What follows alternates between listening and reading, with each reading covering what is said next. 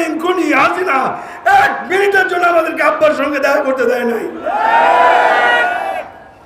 তাকে হত্যা করার পর আমাদেরকে তার মৃতদেহটা আমাদের কাছে বুঝিয়ে দিয়েছে। আব্বার মুখে শেষ কথাটা আমরা শুনতে পারি নাই, আব্বার হাতটা ধরতে পারিনি। এই আগস্ট মাসে তারা হত্যা করেছে। আর এটা কোন মাস? শেখ হাসিনা পলাইছে কোন মাসে? আল্লামা সাঈদীর শাহাদাত বার্ষিকী 9 দিন আগেই আল্লাহ তাআলা এই শেখ হাসিনাকে বাংলাদেশ থেকে বিদায় করে দিয়েছে।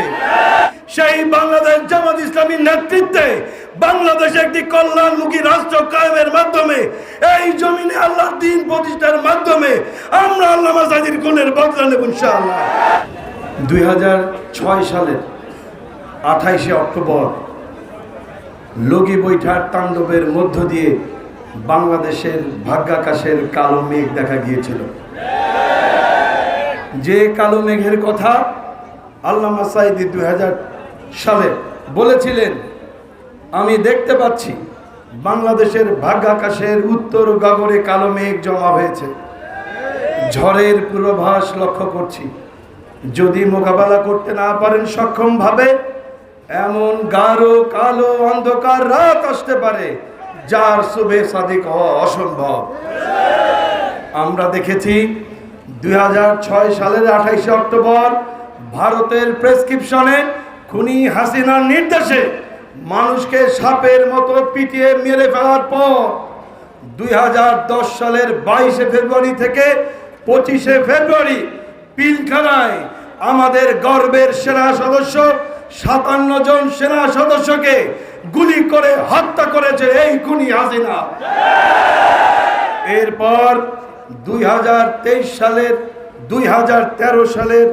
28শে অক্টোবর আন্তর্জাতিক অপরাধ ট্রাইব্যুনালে ওই ক্যাঙ্গারো ট্রাইব্যুনালের মাধ্যমে বিশ্ববরেণ্য মুফাসসির কোরআনের পাখি আল্লামা সাঈদীকে হত্যার নির্দেশ দিয়েছিল এই ট্রাইব্যুনাল। এরপর 2013 সালের 5ই মে শাপলা চত্বরে হাজারো আলেমের রক্তে রঞ্জিত করেছে তার হাতে খুনি হাসিনা। 2018 সালে এই কোটা বিরোধী আন্দোলন করতে গিয়ে আমাদের সন্তানদের বুকে গুলি চালিয়েছিল এই ডাইনি হাসিনা। এরপর 2024 সালের জুলাই মাস থেকে আগস্ট মাস পর্যন্ত আমাদের কলিজার টুকরা সন্তানেরা কোটা বিরোধী আন্দোলন করেছিল।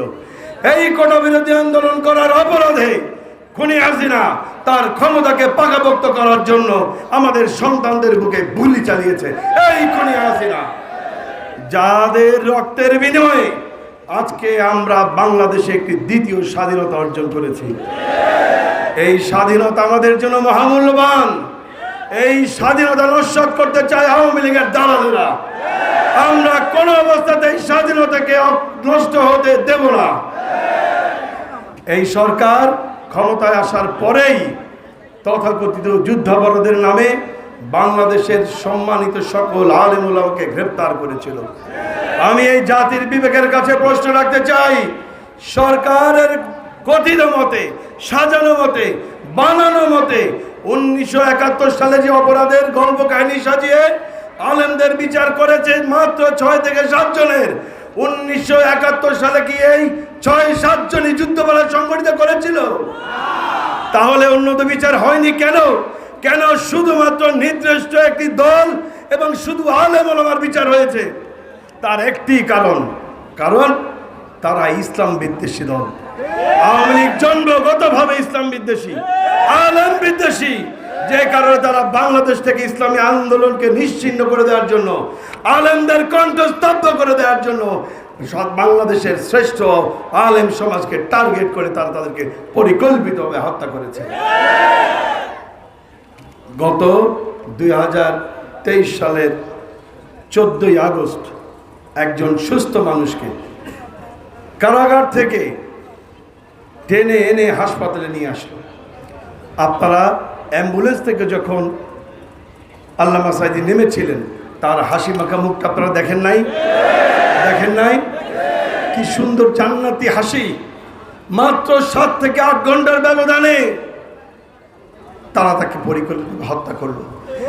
পরিকল্পিত বলছি এ কারণে, আমার বড় ভাই শামীম সাইদি তখন আমেরিকা সফরে ছিলেন, আমি বাংলাদেশের ওই হাসপাতালে ছিলাম।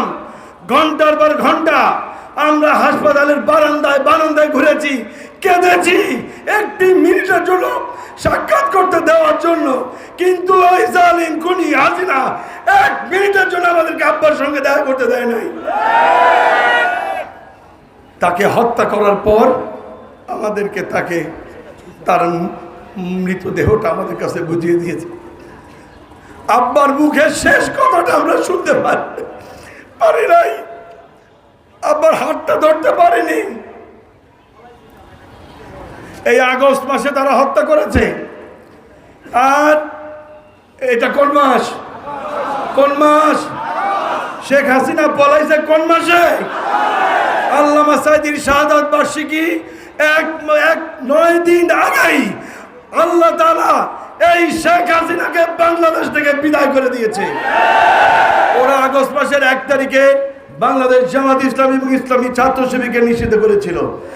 আর আল্লাহ তাআলা ওদেরকে শুধু নিষিদ্ধ করে নাই, বাংলাদেশ থেকে চিরতরে বিদায় করে দিয়েছে। আমরা আল্লামা সাইদির হত্যার বিচার চাই। চান না আপনারা?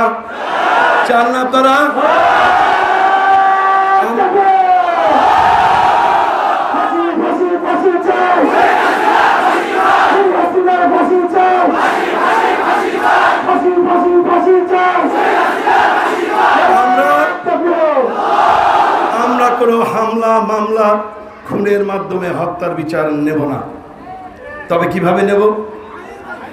আইনের মাধ্যমে তো বটেই। তবে যে আন্দোলন সংগ্রাম করতে গিয়ে যে দল করে অপরাধে তিনি আজকে 13 বছর কারাগারে থেকেছিলেন, সেই বাংলাদেশ জামাত ইসলামীর নেতৃত্বে বাংলাদেশে একটি কল্যাণমুখী রাষ্ট্র কায়েমের মাধ্যমে, এই জমিনে আল্লাহর দ্বীন প্রতিষ্ঠার মাধ্যমে আমরা আল্লামা সাইদির খুনের বদলা নেব ইনশাআল্লাহ। আমরা প্রস্তুত আছি না? ইনশাআল্লাহ আল্লাহ তাআলা আমাদের সেই তৌফিক দান করেন। আমার তৌফিক ইল্লা বিল্লাহ। আসসালামু আলাইকুম ওয়া রাহমাতুল্লাহ।